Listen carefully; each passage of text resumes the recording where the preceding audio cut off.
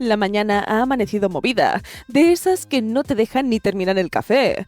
El foco apunta directamente a un choque que llevaba días cocinándose a fuego lento y que ha terminado estallando en pantalla. Iker Jiménez señalando sin rodeos a Pablo Iglesias y a su entorno mediático. Pero antes de llegar a ese rifirrafe hay varias piezas que encajan en el tablero y que ayudan a entender el clima en el que todo esto explota. Uno de los asuntos que más ruido ha generado en las últimas horas lo difundía David Santos desde el diario digital La Bandera. El caso: un ciudadano senegalés condenado por agredir sexualmente a una menor en Palma evita entrar en prisión tras un acuerdo contra la fiscalía.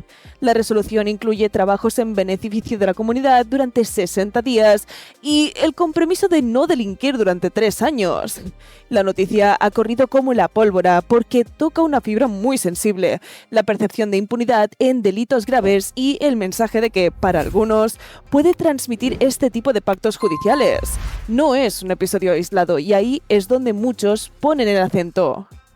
En paralelo, el debate migratorio vuelve a ocupar los titulares.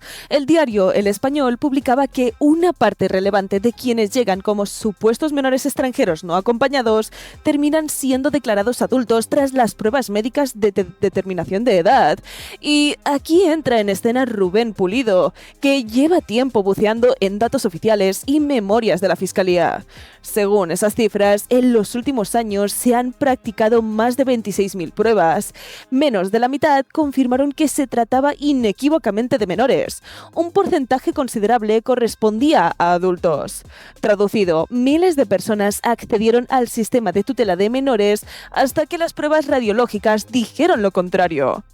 Este asunto no se ha quedado solo en números. La periodista y abogada Isabel Rábago lo abordó en Espejo Público, en Antena 3, lanzando una pregunta directa: ¿quién asume la responsabilidad cuando adultos terminan alojados en centros diseñados para menores y percibiendo ayudas públicas? Su intervención, breve pero contundente, ha sido compartida miles de veces y ha reavivado el debate sobre controles, recursos y gestión institucional.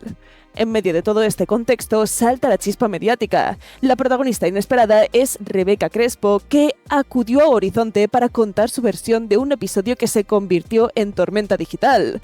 Todo esto comenzó con una fotografía tomada en el metro de Madrid, donde se veía a una mujer con niqab. Crespo la compartió en redes en pleno debate político sobre la posible prohibición de esta prenda, propuesta por formaciones como Partido Popular y Vox. Lo que vino después fue una avalancha. Desde el entorno de Canal Red, vinculado a Pablo Iglesias, se difundió la teoría de que la imagen era un montaje. Aparecieron secuelas manipuladas en las que, supuestamente, se veía a la propia periodista disfrazándose para fabricar la escena. Un bulo que, según explicó en televisión, creció hasta los límites inhospechados. Insultos, acusaciones y una rectificación posterior que, lejos de calmar las aguas, añadió más leña al fuego.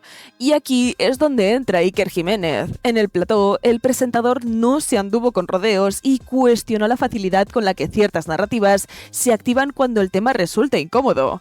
Crespo, visiblemente molesta, dejó claro que estudia acciones legales y el mensaje fue bastante directo. Quienes denuncian desinformación no pueden, al mismo tiempo, amplificar bulos cuando les conviene.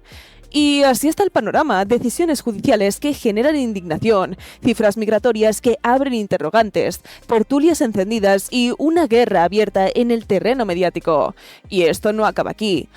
Quedan por analizar las últimas declaraciones de Víctor de Aldama y lo que han dicho figuras como Sara Santaolalla y Rubén Gisbert, que prometen seguir alimentando un debate que, lejos de apagarse, parece estar entrando en una fase todavía más intensa. Menuda locura lo que ha pasado en los últimos días. De verdad, esto parece un episodio de esos de no te lo crees hasta que lo ves. Por suerte, empiezan a salir usuarios en X que se dan cuenta de los errores garrafales que tiene toda la historia de las imágenes creadas con inteligencia artificial. ¿Cómo es posible que de repente aparezca un anillo en la foto?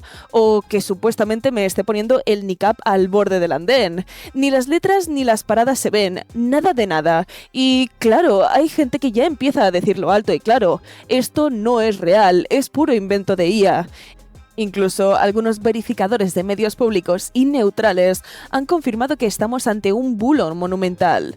Lo primero que hay que entender es la presión que esto genera, y no hablo de una presión cualquiera, hablo de mensajes, insultos, ataques constantes, antes, durante y después de toda la polémica.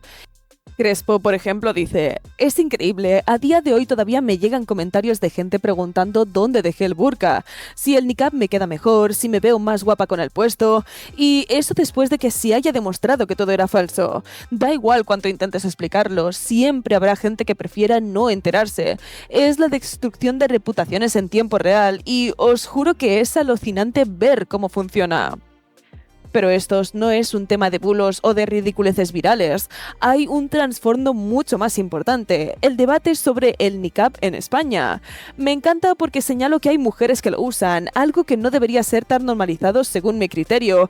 Y ojo, esto no es casual, parece un intento deliberado de blanquear su uso por parte de la izquierda, esos que siempre se presentan como los grandes defensores del feminismo y de los derechos de las mujeres. Lo más brutal es que los que supuestamente defienden a la mujer son los mismos que salen a proteger el mayor símbolo de sumisión, el burka o el niqab. Es surrealista.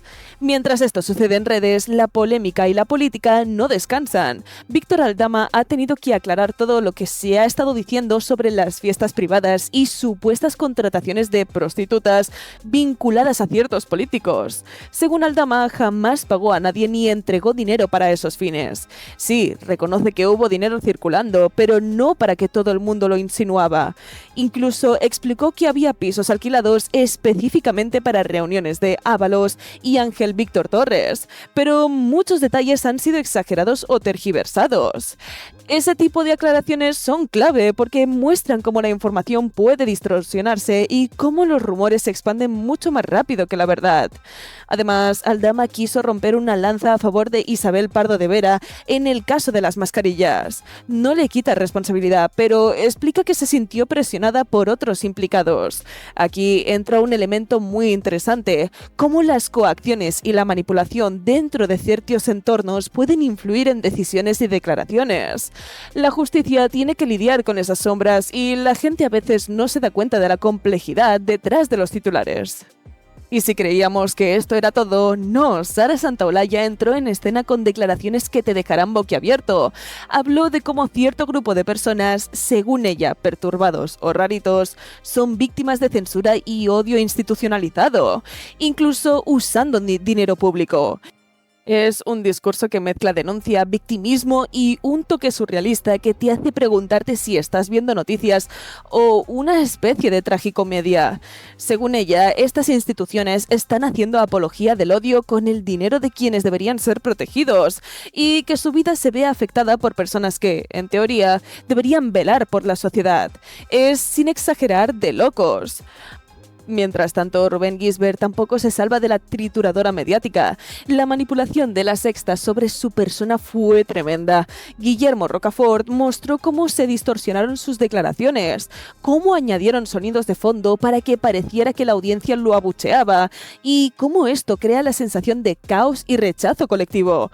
Todo esto mientras los mismos medios acusan a otros de difundir bulos. Es increíble cómo moldean la opinión pública, y lo peor es que lo hacen a plena luz del día, con toda la legitimidad que da ser un medio de comunicación. Lo que está pasando es un cóctel explosivo: bulos digitales, ataques en redes sociales, manipulación mediática, declaraciones problemáticas y verdades a medias mezcladas con rumores. Y a pesar de todo, hay quienes señalan lo evidente y algunos medios admiten que lo que circula es mentira. Esto no ha hecho más que empezar, y mientras unos buscan desinformar, otros seguimos intentando poner un poco de claridad en medio del ruido. Así que ya sabéis, atención a todo lo que viene. Esto va a seguir escalando y todavía quedan capítulos con más declaraciones de Aldama, de Sara Santaolalla y de Rubén Gisbert. La cosa promete más polémica, más surrealismo y, como siempre, más historias que nos dejan pensando si esto es realidad o una tragicomedia de manual. Suscribíos, comentad, debatid, que yo os leo, y recordad, esto solo es la punta del iceberg.